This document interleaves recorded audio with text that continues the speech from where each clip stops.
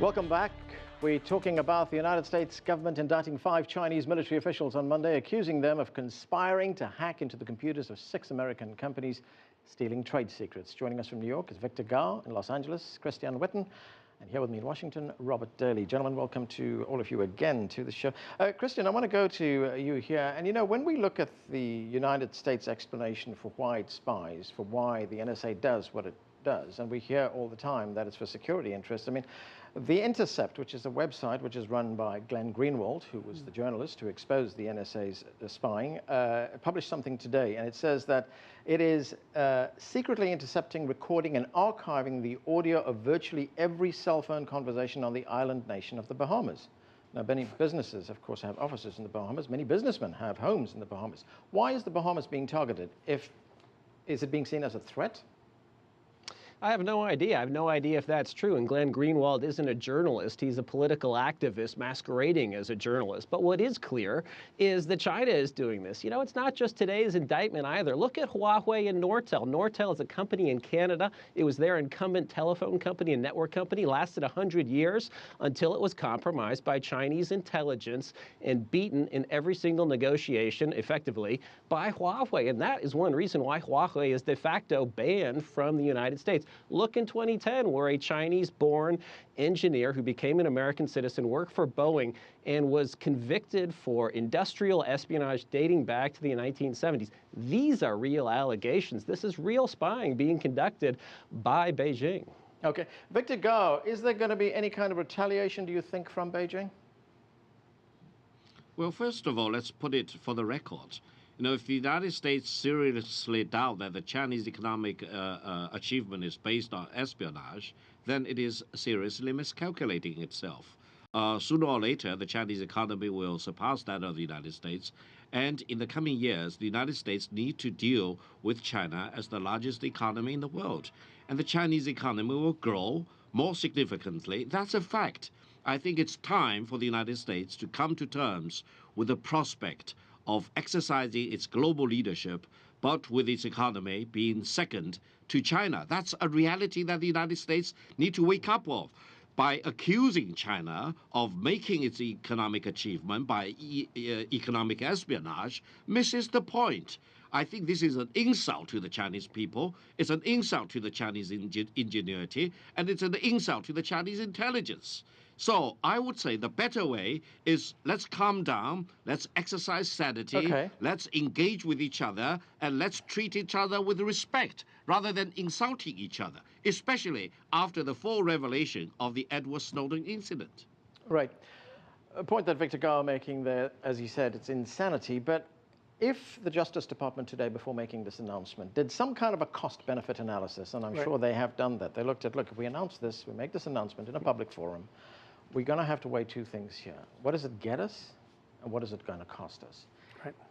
I think it's pretty clear that those 5 gentlemen mentioned in the indictment are not going to be sent to the United States. It would seem highly unlikely. Right. So where does the Justice Department go with that? It's not going to go anywhere with that. Okay. So what does it get out of it? Well, I wasn't party to those cost-benefit analyses that you're talking about, but I think it's reasonable to assume that they happened. We are in a situation where even in these rational, reasonable, respectful dialogues that we have with China, when we present our Chinese interlocutors with what we call facts, we are stonewalled. We are stonewalled. We see that as an insult to our intelligence. And there's a saying in English, you know, damned if you do and damned if you don't. Well, we've been damned because we don't raise these issues publicly, and it hasn't gotten us anywhere. Let's try out damned if we do. You know, and we've put forward very specific allegations. The things that Mr. Gao said, some of which are true, are not to the point, and many of which are smokescreens. The growth of the Chinese economy, yes. Edward Snowden's revelations, whole set of issues we could talk about there. These are specific allegations. If China wants to be convincing in its claims of innocence, it needs to address these specific allegations as such and not keep changing the subject and shifting the ground. This also can increase suspicion. Okay, let me put that question to Christian Whiton. What is the advantage here for the United States in making this known publicly?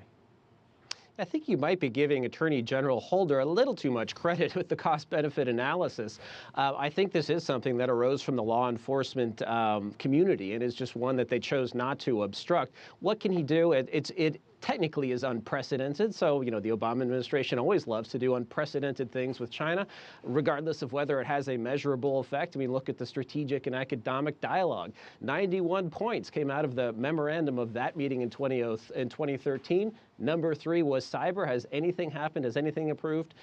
No. So I think this is a way of doing very little, but claiming a lot of credit. And it fits a pattern with the Obama administration. If you look at sanctions against Russia, they just target a few people who are extremely unlikely ever to come to the U.S. and now who almost certainly will never come to the U.S. and have any business dealings that are subject to our jurisdiction. So it's a way to appear to be doing something without doing it. Now, the question, though, is why are they even taking that step? And I think it is because you have a change in the U.S. business community, one that was very partial to China before, very partial to the inevitability of China, or that companies just have to be there because of the size of that market. In fact, coming around a little bit and doubting whether it's worth risking your intellectual property if you have dealings with China's marketplace. Okay, Victor Gard, there's a bigger picture here, and that is the United States' relationship with China. Besides this, it is, of course, the United States has been talking about a pivot to Asia, about a rebalancing, etc. Is that now being undermined? We've just got about 30 seconds for this.